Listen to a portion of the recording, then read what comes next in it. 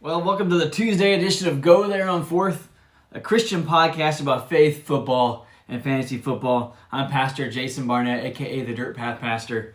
And for the record, I'm not so much a football expert as more of a football junkie, and nothing proves that fact more than what just happened this last week. And really, you could probably take my whole entire fantasy football season and put it in that category. And for this Tuesday edition, I will be recapping what happened over the weekend. I'll be recapping my game picks and how I did versus our guest, which was my wife Nicole, who joined us on our last Thursday edition. So with that, let's jump right in. And on the season, I am 42-41 coming into the week 7 on my picks. So I'm well above 500, and I was 2-0 against guest. But again, Nicole, my wife, she was trying to become the first one to beat me in the weekly picks for that specific week, just going head to head with the guest. So. All right, let's kind of go back through these games and we'll kind of share how we did. So first up was the Saints versus the Cardinals last week on Thursday Night Football. I went with the Saints. I really thought the Saints were going to get back on track. Their defense played very well the previous week. Even though they were playing Cincinnati, they kind of kept it close to the end. It's kind of and the offense was kind of in the game too. They just made a couple big mistakes down the stretch. What I did not take into account was the fact that DeAndre Hopkins was going to be back. And DeAndre Hopkins looked unstoppable in that game. I mean, he made Kyler Murray look way better than he's looked all season. And that was just with the return of DeAndre Hopkins. So I got that pick wrong. But Nicole, she picked the Cardinals to win, and she got that one right. So, I'm off to start where I'm in the hole. Next up, Falcons versus the Bengals. We both picked the Bengals to win this one. And it's hard to beat the Cincinnati when Burrows throws for 481 yards and 3 touchdowns. And again, Jamar Chase just looked unstoppable in that game. Next up, Lions versus the Cowboys. We both picked the Cowboys to win this one. And that defense got 5 turnovers, 5 sacks, and they just looked unstoppable against the Lions. Lions looked outmatched and overpowered in that game. Which the Lions' offense, to be fair, their offense has been one of the top offenses all season long. They just didn't look that way against the Cowboys. And I think they had a rough week before they won the bye last week, the week before that too. But I think they were playing the Patriots that week. Anyway.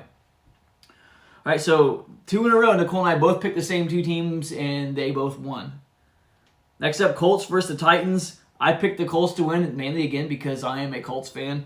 And I'm not sure if my wife picked against the Colts because she just wanted to pick against me, or she actually thought the Titans would win the game. Either way, doesn't matter. She got it right. I got it wrong.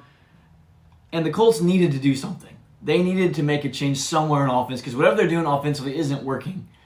To me, it's strange that an offensive line that was so good last year and in previous years looks so bad this year. Part of me thinks it does have the fact with the amount of times we're throwing the ball. I know Jonathan Taylor's been out the last couple weeks, but again, to throw the ball that many times, that's just not the DNA of this team. It needs to be a balanced approach for it to be successful. And so in some ways, while I'm sad that Matt Ryan's being removed for multiple reasons, Ellinger to the rescue, maybe? We'll see. Maybe he's going to step in and he'll be what we're looking for. Worst case scenario for the Colts, Ellinger steps in and he doesn't do well. We're going to end up with a top draft pick and be able to add to the talent that's already on the roster. But anyway, I'm hoping Ellinger does good. From what I've seen in the preseason and a little bit of him I've been reading about, I'm excited about Ellinger. He was a starter at the University of Texas. He's been learning and growing behind the scenes. He's a 6th-round pick. So I'm hoping he could step in and do a good job for the Colts moving forward. He's a little bit more mobile too, so that should open up some things. But again, I got that pick wrong. Nicole got it right. All right, Packers versus the Commanders. And I was really surprised here because Nicole is a Packers fan. And so I picked the Packers because, again, I didn't see Aaron Rodgers losing to 2 bad teams in a row, right? He lost to the Jets last week, and I just thought, the Commanders really aren't much better than the Jets. They're actually a little bit worse. So surely they can beat the Commanders. But no, they don't. Nicole picked the Commanders to win this one.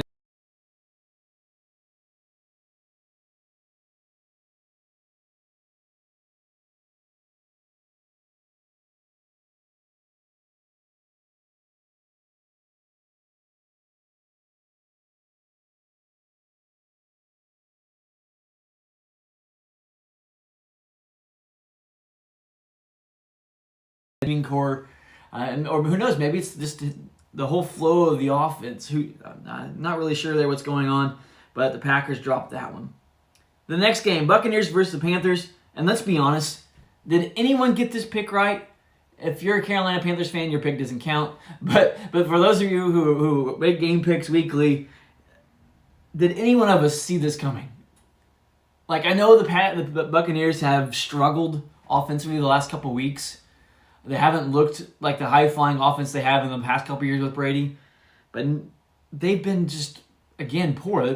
Kind of a similar situation to the Packers. They just don't look right. And I thought surely against the Panthers, who are pretty much dumping out everything that they have so they can start over again. I just didn't see the Panthers being able to pull this upset off. So I don't think anybody would have got this one right. Next up, Giants versus the Jaguars.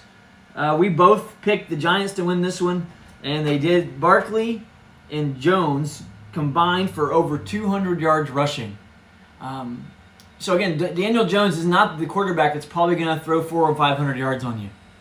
But he's the quarterback that can make the right decision, to make the right throw at the right time, to put your team in a place to win the game. And Brian Daboll has figured that out. He has found a way to use him. He's found a way to return Saquon Barkley to the status he was before all these injuries. This was a good hire from a coaching standpoint for the Giants, and it's paying off right now as you're seeing this team now. They've only lost once on the season, right? That's incredible, considering where they were last season and even the season before that. So, Browns versus the Ravens. I picked the Browns in this one, mainly because to me the Ravens just don't look that great either. Their defense is not the Ravens' defense I'm used to seeing for the last 20 years. They've really not been able to stop anybody. And when they've gotten to pressure moments in key situations in games, they either commit a stupid penalty or there is a bad turnover of some sort. And so I really picked the Browns, thinking the Browns would be able to win this one because they've lost a lot of close games. But I thought, well, maybe this would be one they'd be able to bounce back and win with. But no, the Ravens get the job done. Nicole got it right. I got it wrong. Gus Edwards, though, in his return, rushed for 2 touchdowns, and that helped them hold off the Browns. So this was another week of getting roasted in my early game picks. I mean, I went 3-5. I don't know that I've had a week this bad, even in the early picks. Now Nicole, on the other hand, she took a commanding lead in our head-to-head matchup. She went 7-1 in these early games. So maybe when it comes to picking games, maybe you need to reach out to Nicole Barnett instead of Pastor Jason Barnett and see what she has to say, because obviously she did a better job than I did. All right. So like I said, this is a podcast about faith and football, and I always want to take a minute to share a brief devotional in the middle of this. And with that being said, I'm sure many of you have seen the photo going around social media. I know ESPN's been covering it, and I'm going to be using a little bit of an article, some thoughts I found from an article from ESPN's Myron Medcalf about this situation. He has a really good write-up, and I'll make sure that you can, if you want to read this article for yourself and what Medcalf has to share, I'll make sure the link is in the show notes. But anyway, the Kentucky Wildcats are getting ready for the college basketball season. And I know this is a football podcast, I'm talking about basketball, but I'm in the state of Kentucky, okay? It's all about basketball here. I grew up as an Indiana Hoosier, right? And being from Indiana, if you don't learn to play basketball by the age of 5, they disown you and force you to move to another state. And I would almost be willing to bet in my short time living here in Kentucky that they're probably almost the same way. You've got to learn to play basketball. Anyway, so Coach Calipari and the Kentucky Wildcats, they were playing here out in the eastern Kentucky in one of their little scrimmages in hopes to help raise money for the flood victims that here in eastern Kentucky. And there's still a lot of cleanup, a lot of things taking place, a lot of families still hurting from that tragedy. So this was a good move on Kentucky basketball's part. And this is also kind of a reminder for us that we do good remember people and tragedies right after they happen, but 2 to 3 months later we've forgotten about them. So remember those that are going through these things still. But anyway, because this game was happening, the scrimmage was, and there's a dad who had got tickets, and he wanted to take his 3-year-old son to watch the game. But this dad had been working all day in the coal mine, putting in those long hours and doing that hard, difficult job. And when he got off work, I'm sure he was dog tired, he was beat, he was wore out, but he had told his son he was going to take him to this game. Now, I know his son's 3 years old. Chances are the son's most likely not going to remember this moment.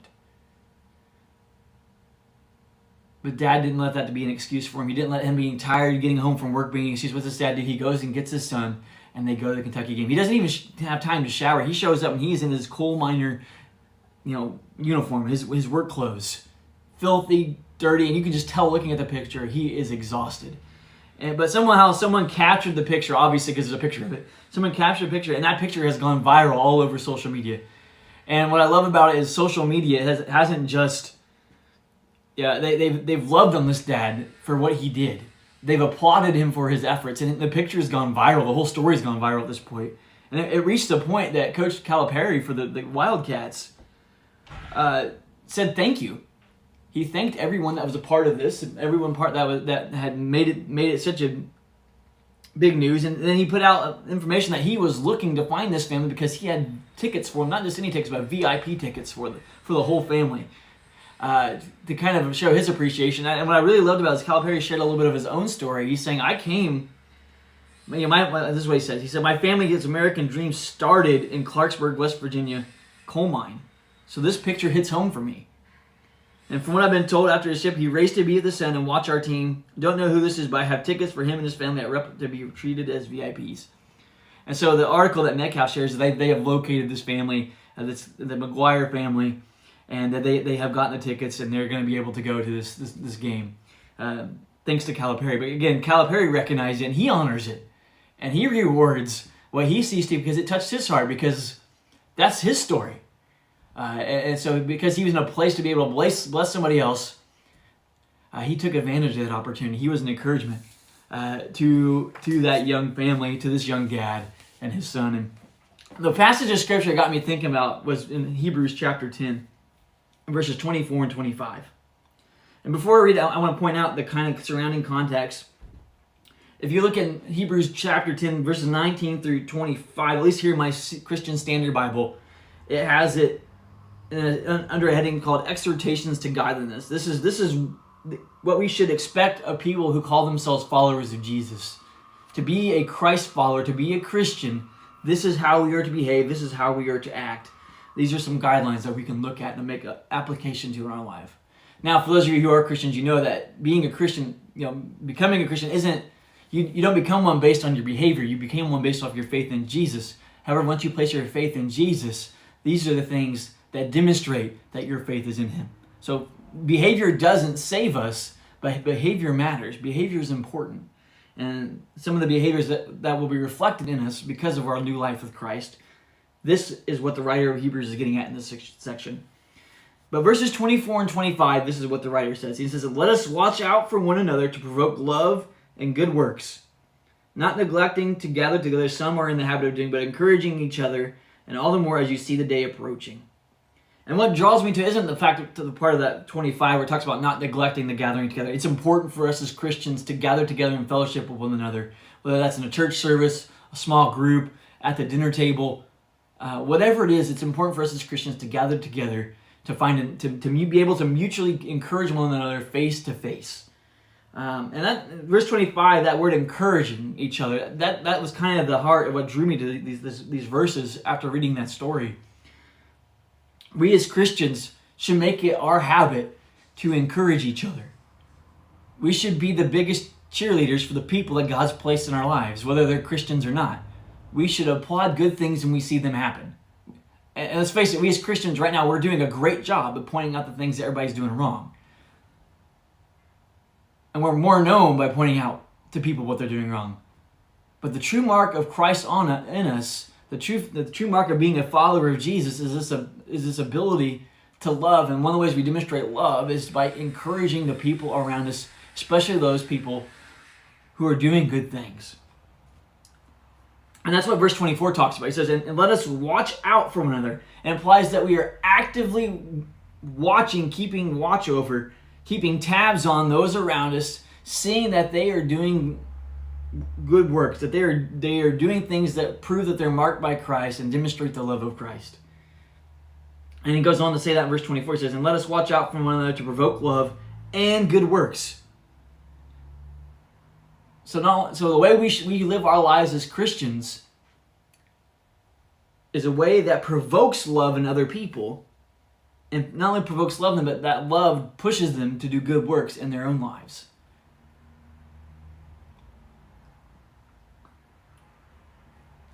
So here we have in this story that I shared with you, this dad is doing his best to raise up his son in today's society. He's trying his best to provide for his family in these difficult this time of financial difficulties for all of us. And he does one thing. Well, other than going to work, he does one thing out of the normal where he takes his son to this basketball game. He's dog tired, he's wore out, and his son most likely not going, but he takes him anyway. This is a special moment. And it just so happens someone was able to grab a picture of it. And Coach Calipari sees it. He sees the overwhelming applaud and approval and the love of everyone that sees that picture. Everyone that saw that picture and loved it, you helped make it go viral. You shared it, and you were applauding this dad for being a good dad. And you applauded him so much to the point that it provoked a loving response from John Calipari. And John Calipari's loving response was to offer up what he could to bless this family by offering them tickets to come see this game.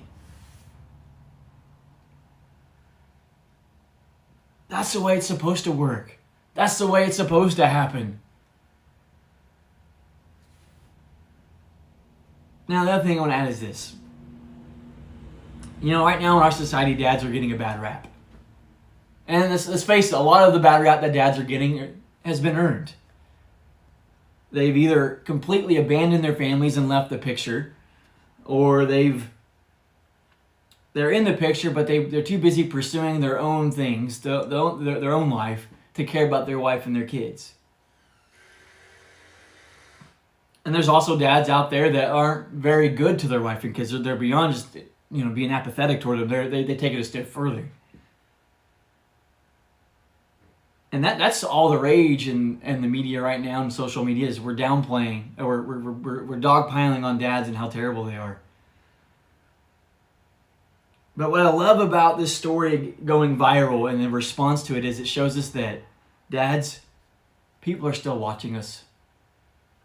Dads, there are still good dads out there.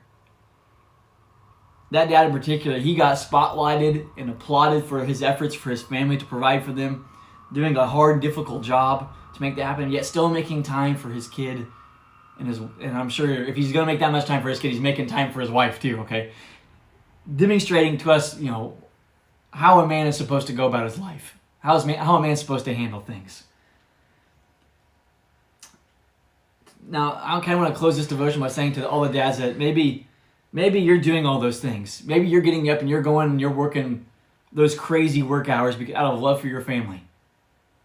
And when you're coming home, you're dog tired, but you're still making it to all the sporting events, to all the dance recitals and the piano recitals, and you're doing all the activities you can with your family because they are that important to you and you want them to know that. Maybe you haven't gotten noticed this guy, but I want you to know today that as this devotion, I'm sharing it because I want you to be encouraged. Be encouraged because your efforts are going to provoke love and good works to others. And if it's just in your small circle, if it's just your kids and your wife, by your behavior, by you doing it, it's absolutely 100% worth it. Well, if you enjoyed that devotional, please check out ravnaz.com. That's the church where I pastor, the Ravenna Church of the Nazarene. We're located at 530 Main Street here in Ravenna, Kentucky. You can catch us.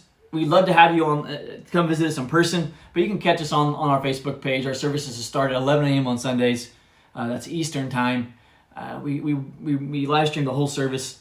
But you also, later on, if maybe you can't make that time, or maybe you don't use Facebook, you can also find the sermon on the Dirt Past Sermon podcast, available wherever you download podcast apps. All right, let's move on. If I can get my papers to cooperate. So here are the late afternoon games for Sunday. The Jets versus the Broncos.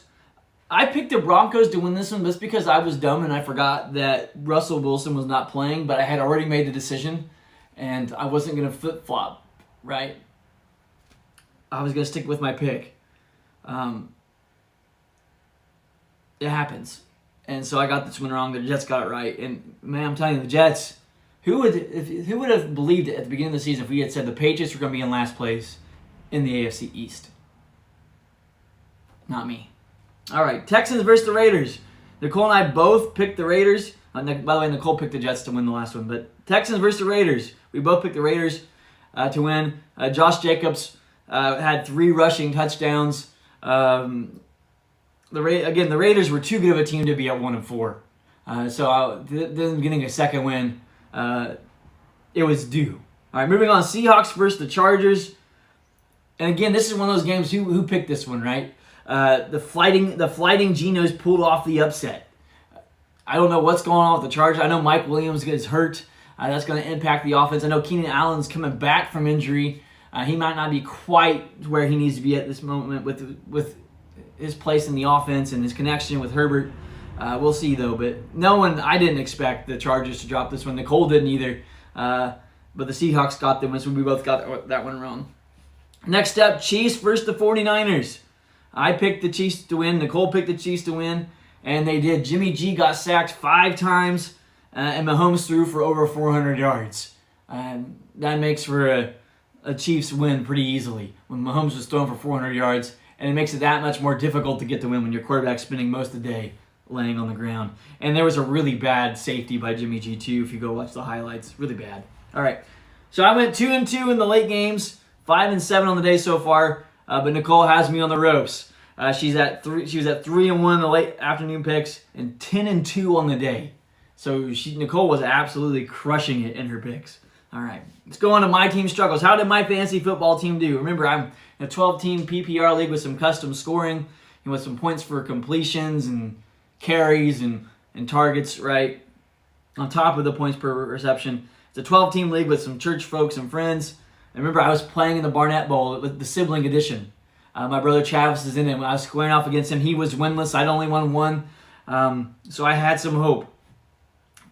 So I'm going to go through my lineup with you and share what I played and how it worked out. Remember, I have been riding with Derek Carr as my quarterback pretty much all season. He was on bye for a week. And so I thought, well, this is a good chance to pick up a good backup. I made a switch to Matt Ryan. And Matt Ryan had put up solid fantasy numbers despite all of his turnovers all season long. And he had a good week for me. He put up 57.5 points, even though he threw for 243 yards and a touchdown. And he even threw 2 interceptions. So that was a solid day for my quarterback. But now, because he got benched for Ellinger, now I only have one pathway moving forward. I mean, I guess I could look on free agency, but at this point in the season, I think I'm better off riding out with Derek Carr and hoping for the best. But we'll see how the weeks go ahead. Now, my running back 1 was Austin Eckler, win against the Seahawks.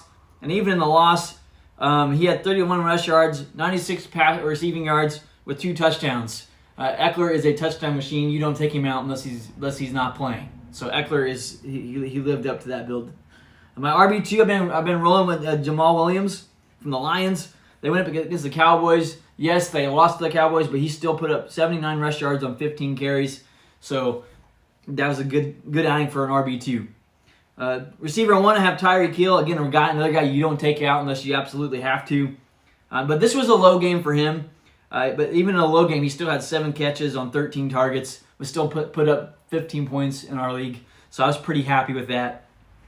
Now, my receiver 2, in the Thursday edition, I had shared with you that I was going to go with Keenan Allen. Because he was supposed to make his comeback this last weekend. And in fact, he did. But I want you to know I chickened out Saturday night. I backed out of it because, one, he was still questionable heading into Sunday. I read some reports and got a little spooked that, he'd been reporting that he would play. But then a report came out that he had mentioned maybe he wouldn't play. It wasn't just a lock that he would be starting that week. So that kind of spooked me out. So I moved Deontay Johnson from my flex spot up to my receiver 2. And it was a good thing, though, because even though Allen played, he only put up 3 points, and Deontay Johnson put up 11, even with Kenny Pickett throwing 3 interceptions in that game. So, anyway. At tight end, I was having a dilemma. Remember, I was rolling with Evan Ingram there. And even though he had a favorable matchup against Indy, he didn't quite live up to billing. He did have a decent week this last week.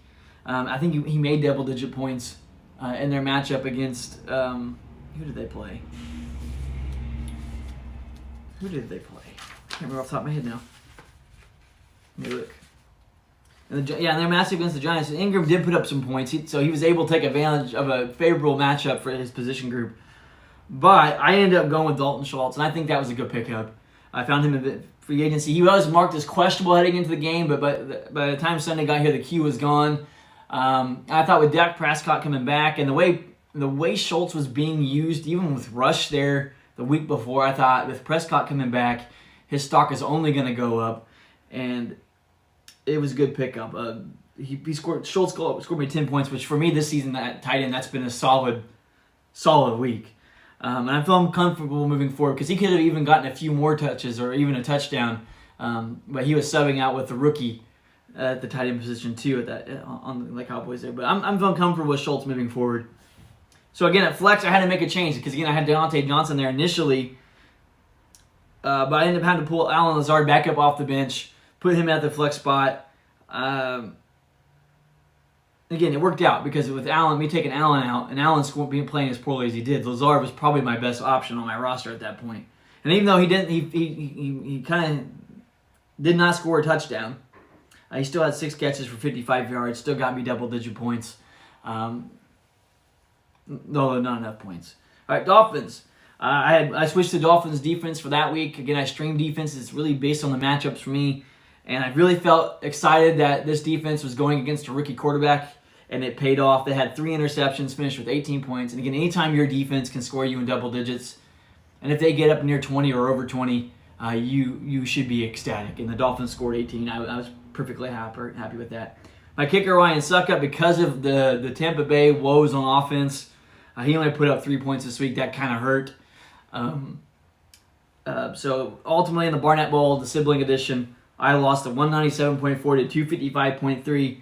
So I gave a winless team their first win of the season. Honor tie a kind and giving person. I'm now 1-6 on the season. My playoff dreams have sailed away. There's pretty much no hope in that. Even though 7 of our 12 teams will make the playoffs, my hope at this point is to be at number 8. But even that might be a little far-fetched. But I can still have some fun playing. I'm not going to give up on the season. I can still have fun because I get to ruin things for other people now, and that's always a good time. Now, fun fact though about my team: my weekly opponents have combined to be the second best scoring team in our league, so that hasn't helped either. Now my scoring is kind of in the bottom half of our league too, so that doesn't help. But it didn't help either that my opponents are going off every single week. All right. My picks for primetime. All right. And Nicole's pick for primetime. The Steelers versus the Dolphins. I picked the Dolphins. Nicole went with the Steelers.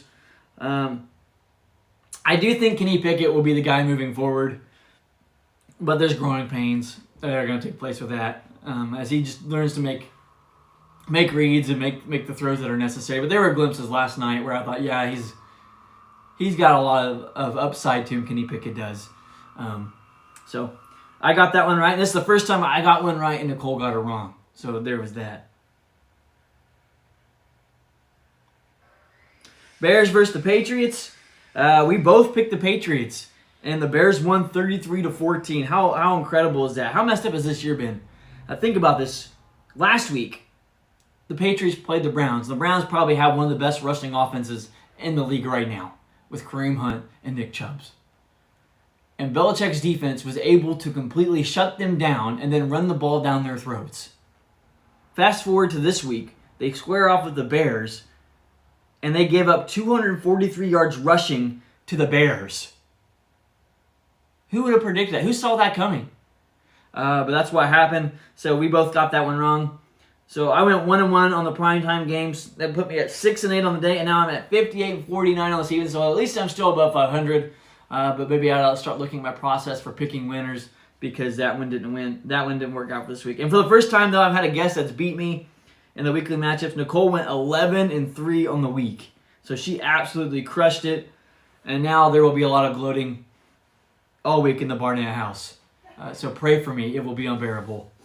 Kind of finish up this week's this Tuesday edition. I'll kind of share with you the top scoring free agents. At least these players are free agents in our fantasy league. We're hosted on ESPN, and from what I'm looking at, I'm going to share with you the percentages of these players that are owned in their week. But these are some players maybe you should consider heading into free agents mode and pickups and getting ready for week 8. I'll kind of share a little bit of tidbits that I know too. Some will be cautionary, some will be like, yeah, that might not sound so bad. Then again, what do I know? My teams are 1-6. So at quarterback, the top scoring free agent in our league was Andy Dalton. He's only rostered in 1.9% of leagues. Although here's the thing, I just read some reports say that Andy Dalton may be benched in favor of Jameis Winston moving forward. I'm really not sure that you benefit with either one of them in the starting lineup moving forward, but just keep that in mind. At running back, Deontay Freeman was our highest scoring running back in free agency. He's only rostered in about 35% of leagues. And with McCaffrey gone, that opens up opportunities for Foreman and whoever else is in the running back house there in Carolina. So they would definitely be worth some consideration. Receiver Hardman for the Kansas City Chiefs. He was the top scoring receiver in our free agency. He's only rostered in 21% of leagues. The downside for him, he's on a bye week this week. But I will say this, he's in 2 straight games, he's had 2 touchdowns. Or he's had a touchdown 2 straight games. And he had 2 rushing touchdowns this last week. He's only getting about 4 or 5 targets a game, but if you're in a deeper league when you're really searching for some help at receiver or that flex position, Hardman would not be a terrible option. Even if it's what you get him now and you stash him on the bench, 1, that keeps other people from getting him, and 2, you kind of have a safety blanket kind of waiting in the wings. At tight end, our highest scoring tight end in the free agency was Jawan Johnson on the Saints. He's only rostered in 3% of leagues, so he should be available. But he's getting 5 targets per game. And this week he has a very favorable matchup.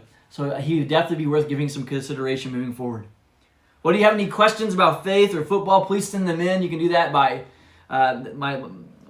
sending a message to me on Facebook, through the Facebook page, the Dirt Path page, or going to the ravnaz.com website and sending a message to the church.